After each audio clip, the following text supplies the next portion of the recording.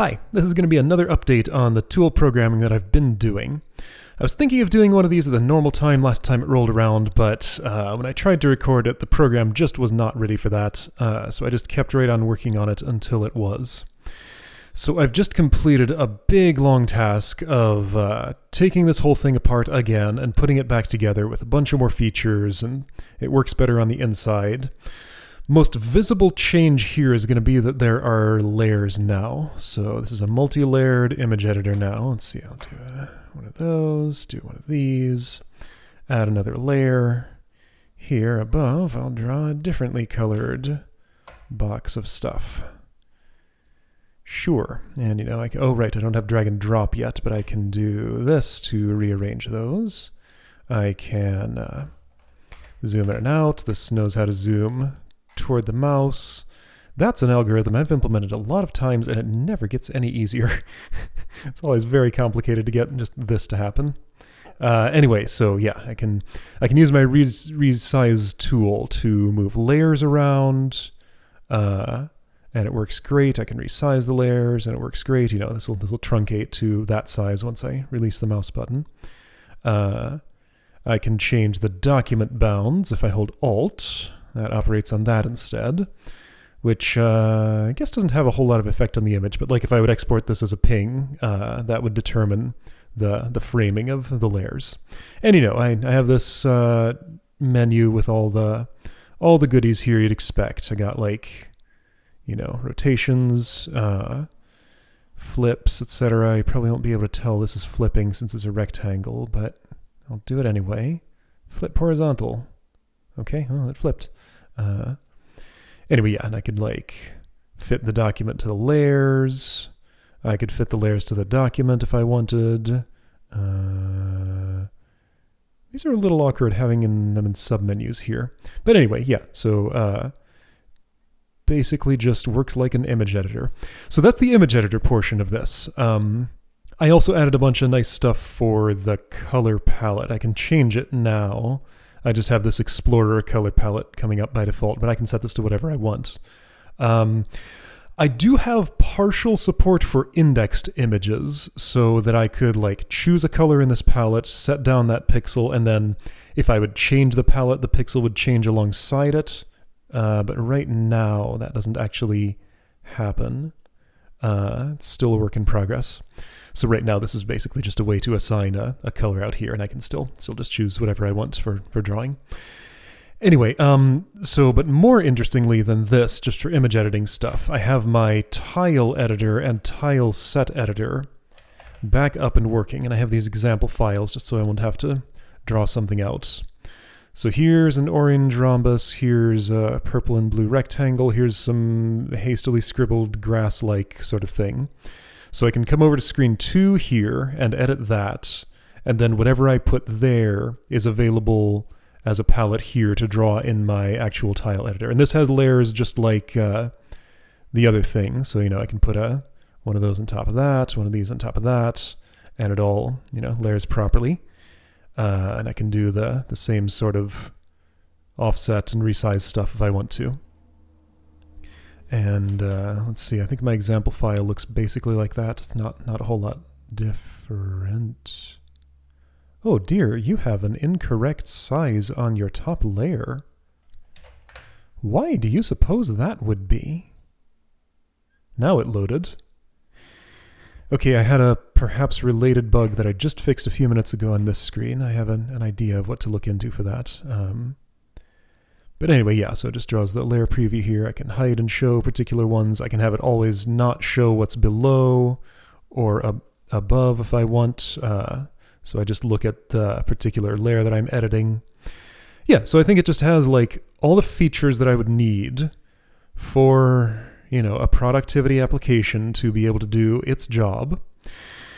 And kind of my next big step with this is to just take a step back from working on features in this and use the tool for a little while, set down a cool little tile set, make a scene here, just see what I can come up with. I'm picturing just take something I'm thinking of Mythbearer, let's say, make a little myth-bearer-like map. Just lay down, forest with a path through it and some monsters there that I could hypothetically fight in a game that worked like that. And just kind of see what happens. Use the tool for that much and see where it goes. So other near-term goals. You remember this, let's see, I can dig this up real quick. This would be in here. There's this file I've showed a bunch of times for Foresight Fight. Doodles.xcf. Oh, this is going to open weird, but, it'll open. It's fine. So I'm hoping to have this program here just completely replace my usage of this paint program to edit this file. So I want some kind of better organization of all of these. I will need some sort of new screen here that has like a collection of images, but I want to be able to see some kind of overview like this. Click on one of these. I just painted on it, but that's fine. So click on one of these to open it in the image editor here. Modify it, go back to the overview mode and see what I've done with it. Of course, have a button to export this in a format that Foresight Fight would be able to read. For things like this, I want to have an animation editor so I can draw different animation frames, and that'll also come in handy for Order of the Moon with all the character animations that I drew there. I have a separate Doodles file for that. Let's look at it. Graphics, right, and then there's the backgrounds. Okay, yeah, so just a bunch of stuff here. What is this? There's a bunch of weird unfinished stuff here. Okay, quick little preview of some of the other playable characters in the future. What was this? I don't remember drawing you. What are you? Okay, some sort of little creature wielding a mace. I have absolutely no memory of this. Huh, okay. Anyway, but yeah, so animation editor, pile of graphics editor for like icons and stuff like this. Yeah, those are some near-term goals. Anyway, so I want to talk about another thing. I had a program. I want this application to go away. It's taking up a bunch of space over here. I'm going to access my desktop in this area. Go away. Go away. There we go. Going to open a screenshot. So this tile editor program that I'm working on now is personally important to me for a certain reason.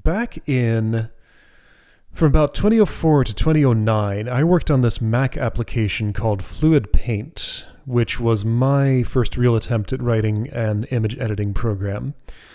It didn't go extremely well. I dug it up just the other day and tried it out, and that's when I took this screenshot just to see how far I had gotten with it. And I was surprised at how complete of an application it was. It works pretty well.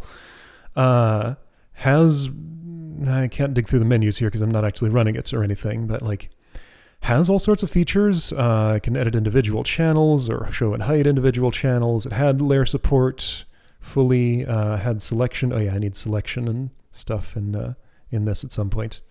Color palette stuff, different tool options, all those goodies. It had a lot of multiple fatal flaws, though. So I worked on this thing for 5 years of my life and was kind of my main focus for that long. Wasn't doing a whole lot of game programming then when I had been previously and had enjoyed it a whole lot. And I just kind of associate that period of my life with dragging out a dead project for way too long and it keeping me from doing the things I really wanted to do. So working on this application and seeing it get to almost to the point that Fluid Paint was at after 5 years, after only way less than a year of work on this. What's it been, 3 months dedicated on this? 2 months? 3, 4? I don't know. Some reasonably small number of months. I still don't have quite as many features as this has, and I don't need all the features. I'm making this its own weird custom thing that's specialized to my own needs. But yeah, so that's kind of helping heal that decades-old wound that I had, showing that I learned my lessons from writing this one image editor that collapsed under its own weight. So this was back then I didn't know how to organize my code as well, and it just turned into such a mess that it became harder and harder to add any new features to the thing.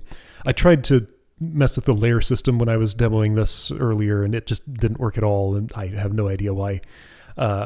And also, this was intimately tied to Apple APIs. This is a Mac program and could not operate anywhere else. This one's cross-platform, uses nothing platform-specific, except for a layer that can be re-implemented for any desktop platform. Same thing I use for Audiolab, same thing I use for my games. It's just super much better foundation than this program was built on.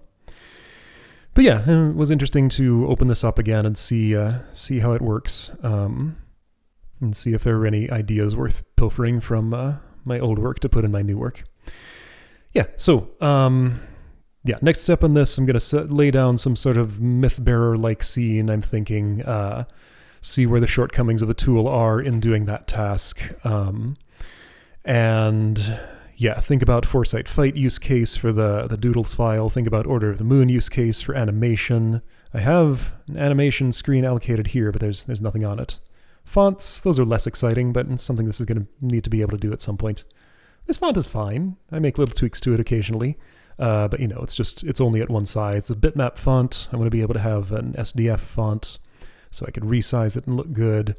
I want to be able to edit the kerning in a nicer way than punching in numbers in a JSON text file. And yeah, there's a bunch of other stuff I want this to be able to do, but, looking at short to medium term goals, keeping things realistic. So yeah, that's where I am with this. I'm pretty happy with where it is now, and I'm going to spend some time using the tool and see where I get with that.